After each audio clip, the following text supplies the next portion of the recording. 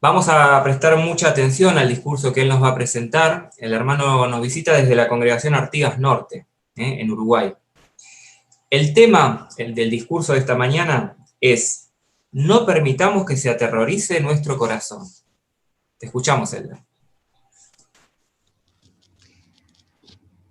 Cuando hablamos de terror, nos referimos a el temor exagerado. Cuando perdemos el control de esa emoción, el temor se convierte en terror. El temor es bueno. Por ejemplo, nosotros tememos a Jehová, a desagradarle. O tememos, y eso lleva a que uno lleve una buena dieta, cuida su salud. Sin embargo, el terror es una emoción totalmente negativa, porque no induce a nada bueno, paraliza o precipita que uno tome una decisión incorrecta.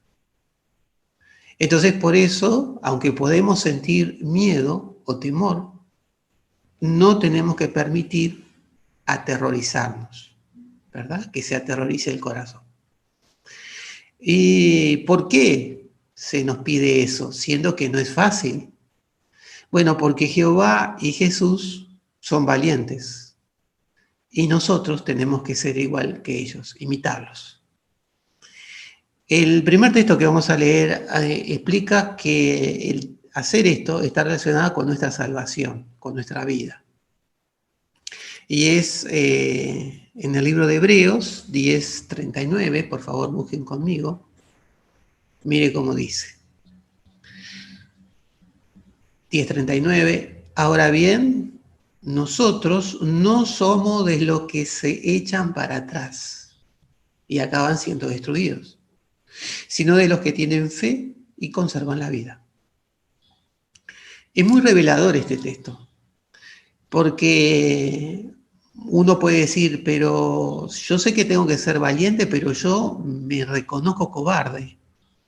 Entonces uno dice, esa es una condición de mi persona. Bueno, pero no importa cómo somos, la clave para la valentía no está en lo que uno es, sino, como dice la parte final del texto, lo volvemos a repasar, dice, sino de los que tienen fe y conservan la vida. Así que nuestra valentía, la que importa, va a ser aquella que es proporcional a nuestra fe. Y aunque uno puede no ser por naturaleza alguien valiente, todos podemos cultivar la fe. Es muy importante entender que el sistema malo del diablo intenta aterrorizar a la gente. Y metiendo miedo, simplemente metiendo miedo, logra controlar a las masas, como lo hemos estado viendo en los últimos tiempos.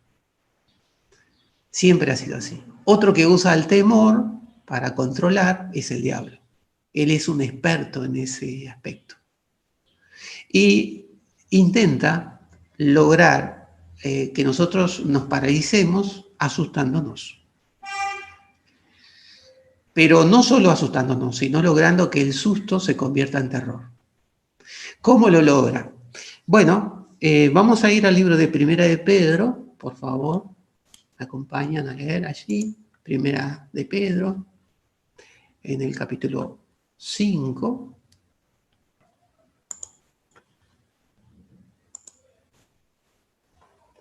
El versículo 8.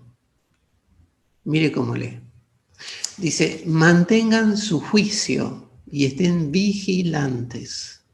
Su adversario, el diablo, anda a su alrededor como un león rugiente, tratando de devorar a alguien.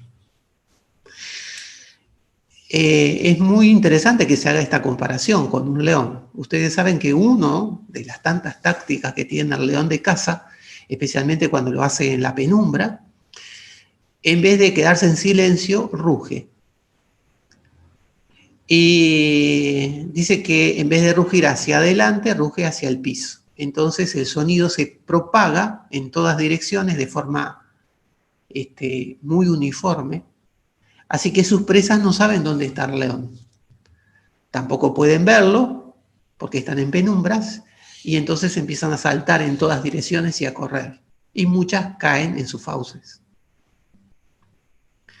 Así que el león para cazar usa el temor. El diablo también. Sin embargo, quédese tranquilo. ¿Por qué? Porque el león, literal, no es muy eficiente a la hora de cazar. Según dicen los estudiosos, solo un 30% de las veces lo logra. Logra dar caza a su presa. Y en el caso del diablo, es todavía más ineficiente que el león. ¿Cómo lo sabemos? Por lo que dice el texto. Vea la parte B del texto. Ahí dice que el diablo anda a su alrededor como un león rugiente, devorando a todos. No, apenas trata. Él lo único que puede hacer es tratar.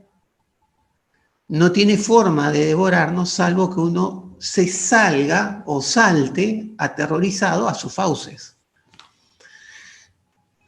Se ha hablado de que los cristianos estamos en un paraíso espiritual. Entonces, mientras uno se mantiene dentro de ese arreglo, como por ejemplo ahora que estamos reunidos, apoyando la telefónica, el hacer cartas, los preestudios de la atalaya, bueno, todas esas actividades teocráticas que nos caracterizan, el diablo solo puede asustarnos, solo puede rugir, y uno puede sentir miedo.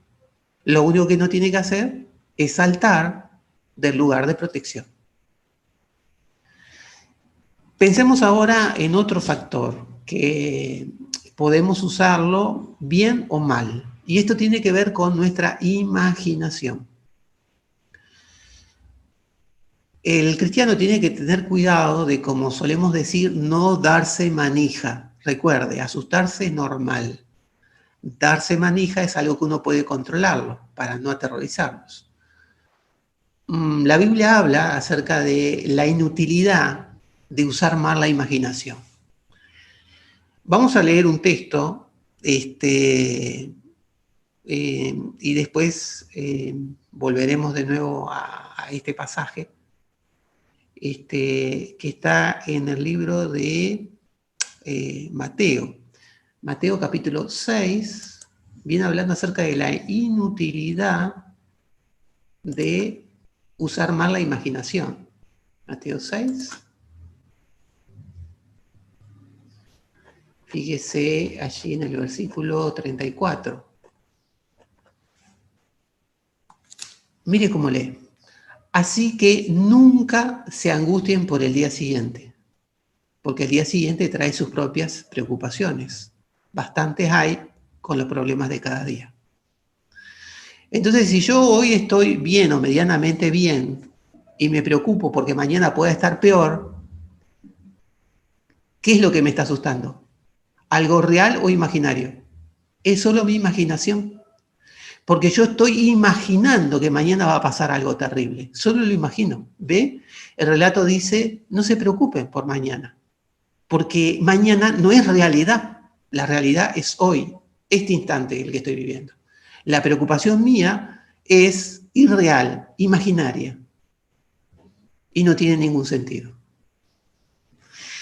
La clave, bueno, volvemos de nuevo a la carta de Pedro, en el mismo capítulo 5, primera de Pedro 5, fíjese qué interesante ahora cómo se complementa la idea, explicando un factor que tenemos que tener en cuenta. En eso de darnos manija, que los humanos solemos hacer eso, muchas veces nos victimizamos. Usamos mal nuestra imaginación. Entonces uno dice, parece que todo lo malo me pasa solo a mí. Todo lo malo le pasa a mi familia. Todo me sale mal.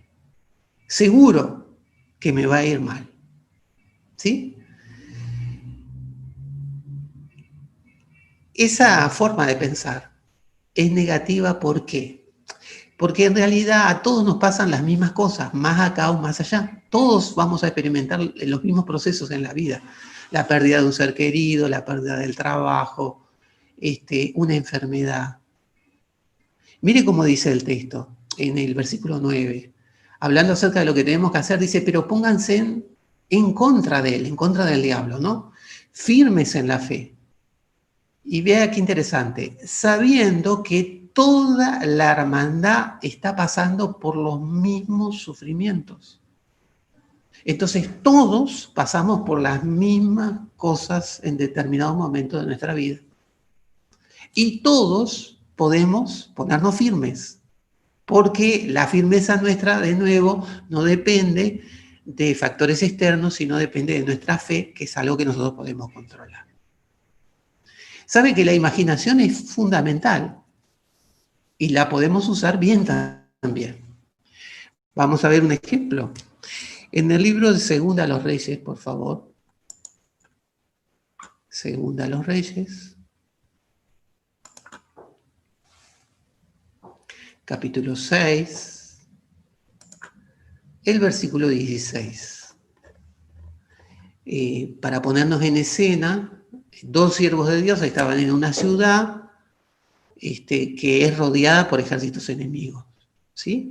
Era el sistema de ataque que había en aquellos tiempos, se rodeaba la ciudad. Y tenían lo último en armamento. Entonces, se imagina, era natural sentir temor. Ahora, fíjese lo que ocurre allí en el versículo 15. Dijimos que estábamos en Segunda de los Reyes, 6:16. Pero leeremos el 15, dice, cuando el sirviente del hombre del Dios verdadero se levantó temprano y salió, este hombre era Eliseo, vio un ejército con caballos y carros de guerra que rodeaba la ciudad. Enseguida el sirviente le dijo, ¡ay, mi señor, qué vamos a hacer! O sea que ya se veía que este hombre ya se veía muerto. ¿Está? En el 16 dice, pero él contestó, no tengas miedo, son más los que están con nosotros que los que están con ellos.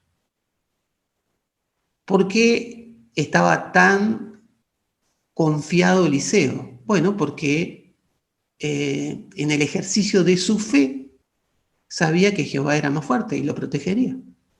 Entonces mire lo que pasa en el 17, dice, entonces Eliseo se puso a orar y dijo, oh Jehová, te ruego que le abras los ojos para que vea. Inmediatamente Jehová le abrió los ojos al sirviente y éste pudo ver. La región montañosa estaba llena de caballos y carros de fuego alrededor de Eliseo. ¿Qué es lo que vio Eliseo? Perdón, ¿qué es lo que vio el siervo de Eliseo? Una visión. Era algo imaginario. No estaba ahí. Porque como usted y yo sabemos, no hay carros de fuego. Los ángeles no necesitan andar en un carro de fuego. Entonces Jehová le ayudó a tener una visión para que él se diera cuenta del poder de Jehová. Para que lo interpretara correctamente, le hizo ver esto. Entonces, ¿cómo se sintió? Después que vio y usó, podemos decir, correctamente la imaginación, indudablemente con la ayuda de Jehová. Y se sintió tranquilo. Ahora, la pregunta es, ¿cuántos de esos carros de fuego se usaron para salvar a estos hombres y a la ciudad? Ninguno. ¿Y cuántos ángeles?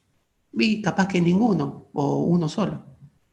De hecho, ni siquiera los enemigos murieron porque fueron solo cegados y llevados a otro lugar. Así que la única razón por la que se demostró los carros de fuego y los ángeles fue para fortalecer ¿qué? La fe.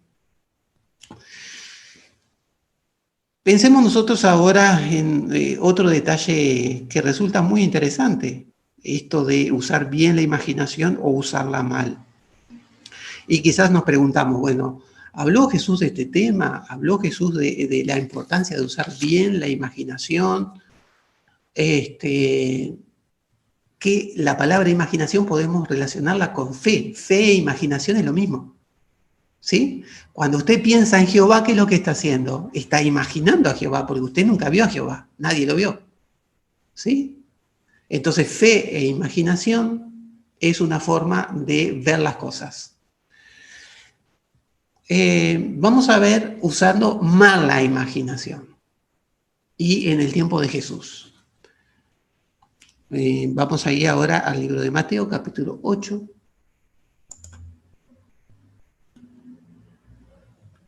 Mateo 8.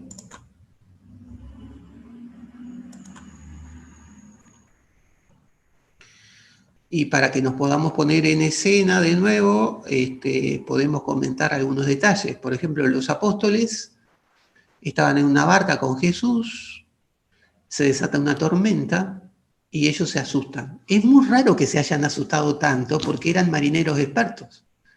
En el pasado los oficios se pasaban por generación, así que desde niños ellos estaban acostumbrados al mar. Pero se ve que esta tormenta era muy grande que los súper asustó. Vamos a ver su imaginación hasta dónde lo llevó. El 24 dice, 8:24, de repente se levantó en el mar una tormenta tan fuerte que las olas cubrían la barca. Pero Jesús dormía. Ellos se acercaron y lo despertaron diciéndole, Señor, sálvanos, nos vamos a morir. Así que la imaginación, ¿hasta dónde los había llevado? Hasta la muerte. Ya se veían, y deberían estar incluso experimentando los dolores de la muerte, porque es así. Uno cuando está muy asustado siente las cosas, aunque no sean reales. Ahora, ¿el problema del susto era la tormenta? Vamos a ver qué explicación da Jesús. El 26 dice, pero él les dijo, hombres de poca fe, ¿por qué están tan asustados? Entonces se levantó y reprendió a los vientos y al mar y todo quedó en calma. Así que el problema del susto era la imaginación. Y como decimos nosotros, se estaban dando manija. ¿Sí? ¿La solución cuál era? La fe. Jesús dijo que el problema era la fe, no el tamaño de la tormenta. ¿No le parece tranquilizador esto? Que nosotros también podemos hacer lo mismo. Aunque estemos con mucho miedo, todo va a depender de nuestra fe, de cómo usemos nuestra imaginación. Si negativamente, como en el caso de los apóstoles, o de forma positiva, como lo usó Jesús. Usó Jesús la imaginación. ¿Se imaginaba Jesús cosas? Claro que se imaginaba.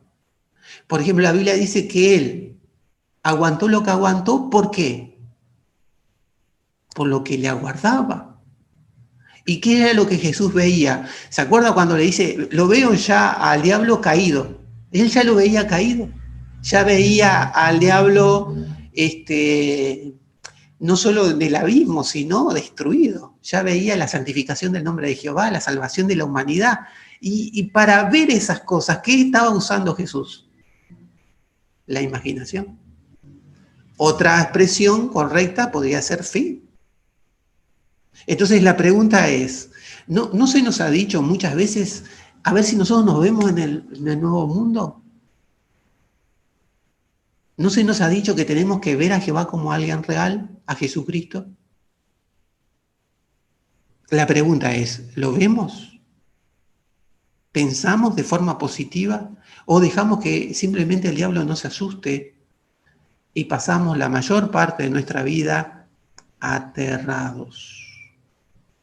¿Verdad? E intentando controlar cosas que están fuera de nuestro control.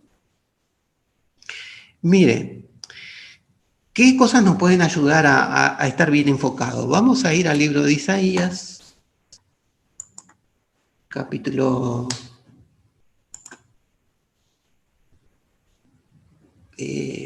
Isaías 30.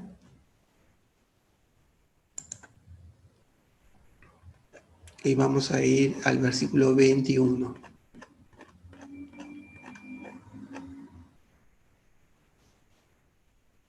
Dice ahí, y en caso de que te desvíes a la derecha o a la izquierda, oirás con tus propios oídos estas palabras detrás de ti. Este es el camino, anda en él. Claro, a través de nuestro estudio de la Biblia, pero indudablemente tiene que ser más que estudio, debería ser un estudio meditativo, ¿sí? Donde, ¿qué se nos ha dicho que tenemos que hacer cuando estudiamos? Imaginarnos las escenas, vivir los momentos, sentir los olores, ver los colores. Solo si hacemos eso, es que vamos a sentir esa voz que nos dice, este es el camino, anda en él.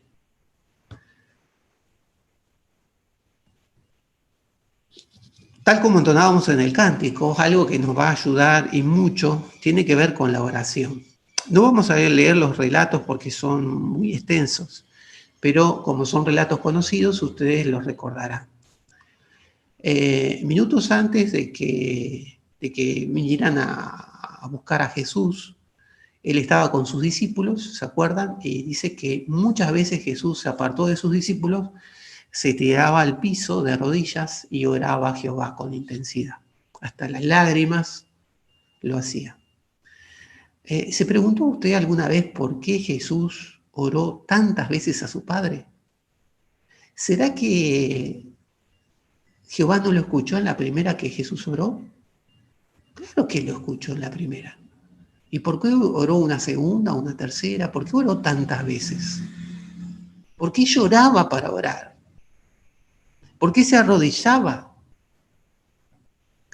Bueno, porque Jesús sabía que la oración era el medio que Dios había previsto para que en los momentos de ansiedad o de angustia o de temor uno pudiera fortalecerse y resistir lo que tuviera que resistir. Así que Jesús, aparte de confiar en Jehová, confiaba en el medio que Jehová había previsto, que era la oración, y lo usaba.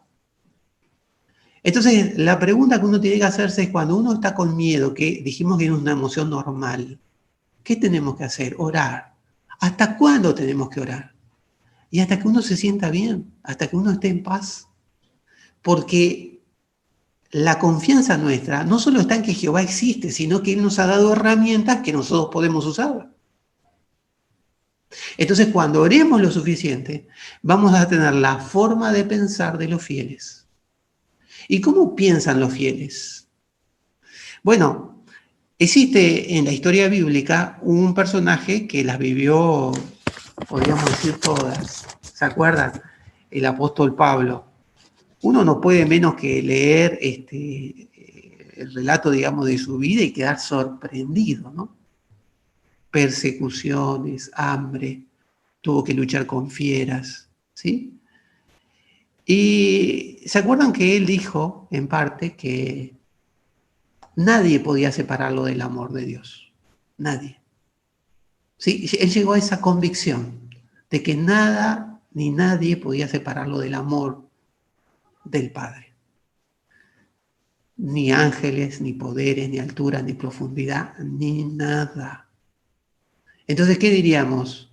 Bueno, para el apóstol Pablo, Jehová era alguien real. Él lo veía. El relato bíblico dice que hubo muchas personas que era como si vieran a Jehová. La pregunta que nosotros tenemos que hacernos es, todos, ¿no? ¿Vemos a Jehová? ¿Ve usted a Jehová? Bueno, si yo le preguntara, ¿dónde vive Jehová? Bueno, es probable que si acá hay un niño, me señale hacia arriba, ¿no? ¿Verdad que decimos hacia arriba? Y nos sale naturalmente allá, pero cuando usted dice allá, ¿a dónde se refiere? ¿Pensamos en que Jehová vive en el espacio infinito? Bueno, el tema es que ese Jehová que nosotros servimos no entra dentro del infinito, no entra dentro del espacio infinito. De hecho, Jehová no vive en el espacio físico. Él vive en el ámbito espiritual. ¿Por qué? Porque la Biblia dice que todo el universo que nosotros conocido, que todo lo que nosotros conocemos, son la obra de ¿qué? De Jehová, apenas de sus dedos. Así que uno podría imaginarse a Jehová sosteniendo el universo. Que tenemos que usar la imaginación. ¿Sí? Pero a la misma vez la Biblia dice que Jehová tiene todo el poder. ¿Verdad? A veces uno dice Jehová es todopoderoso, pero ¿qué es eso? Eso quiere decir que Él tiene todo el poder. Todo. Después tiene toda la majestad. todo, todo. Entonces logramos dimensionar a Jehová. ¿Qué tenemos que usar para verlo? De nuevo, la imaginación correctamente. Así que la próxima vez que uno tenga un problema, estaría bueno que le contáramos a Jehová lo grande que es nuestro problema. ¿Sí? No importa que el problema sea real o imaginario. Vamos a contarle a Jehová si uno perdió un trabajo, si perdió un familiar, si tenemos un problema en nuestra familia. Vamos a contárselo con lujo de detalle. Le vamos a decir a Jehová lo grande que es ese problema que uno tiene. Pero después de hacer eso, lo que tenemos que hacer es contarle a nuestro problema lo grande que es Jehová. Lo repetimos. Primero le contamos a Jehová lo grande que es nuestro problema. Después que hicimos eso, vamos a contarle al problema lo grande que es Jehová, el Dios que está dispuesto a ayudarnos. ¿Quién cree que va a ganar? Claro. Bueno, ¿se acuerda el título de este discurso? El título decía, no permitamos que se aterrorice el corazón. Y qué tranquilizador es saber que no importa si somos muy valientes o no tanto, la clave para lograrlo está en nuestra fe. Hoy vimos que es necesario que tengamos un estudio meditativo, vimos la importancia de la oración, vimos también la importancia de usar nuestra imaginación correctamente, especialmente la de ver a Jehová como ese todopoderoso, como el que tiene todo el poder, como el más grande. Si así lo hacemos, vamos a darnos cuenta que podemos ser mucho más valientes de lo que creíamos algún día. Así que recuerde, no permitamos que se aterrorice nuestro corazón. Estamos del lado de Jehová y no hay por qué temer.